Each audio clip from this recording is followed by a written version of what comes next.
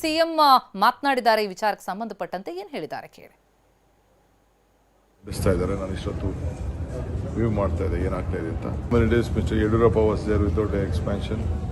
Only he and his father only enjoyed, no? So by today we can expect. Okay. ಈಗ ಕಾವೇರಿ ಸಂಬಂಧಪಟ್ಟಂತೆ ಸರ್ವ ಪಕ್ಷದ ಸಭೆಯನ್ನು ಭಾನುವಾರ 11 ಗಂಟೆಗೆ ಕೃಷ್ಣಾದಲ್ಲಿ ಕರೆದಿದ್ದೇನೆ.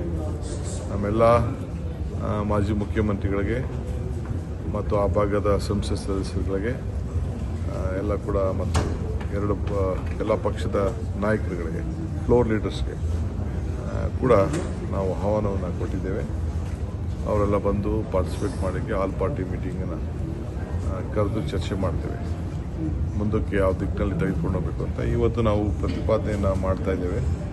ನಮ್ಮ ಸೀನಿಯರ್ ಆಫೀಸರ್ಸ್ ಎಲ್ಲ ಬಂದಿದ್ದಾರೆ, ಆಗಲೇ ಮಂಡಿಸ್ತಾ ಇದ್ದಾರೆ. ನಾನು ಇಷ್ಟೊತ್ತು ವ್ಯೂ ಮಾಡ್ತಾ ಇದೆ ಏನಾಗ್ತಾ ಇದೆ ಅಂತ.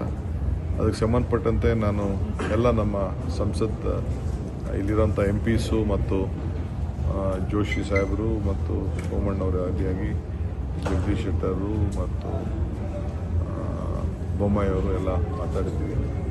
ಅವರು ಎಲ್ಲ ಅವ್ರ ಕೈಲಿ ಏನು ಶಕ್ತಿ ಮೇಲೆ ಅವರೆಲ್ಲ ಸಹಕಾರ ಕೊಡ್ತಾ ಇದ್ದಾರೆ ರಾಜ್ಯದ ಹಿತಕ್ಕೆ. ಅದನ್ನು ನಾನು ತಿಳಿಸಲೇಬೇಕು. DMK leader Ammu Mani said he advised Mr. Vijay that he don't meet Congress leaders in Karnataka, just go and meet the central India, the union government. I don't want to comment on all those things. We don't want to fight each other. There is a law of the land. Let us respect each other. Let us respect the sentiment of all of them. It is a country at one. Sir,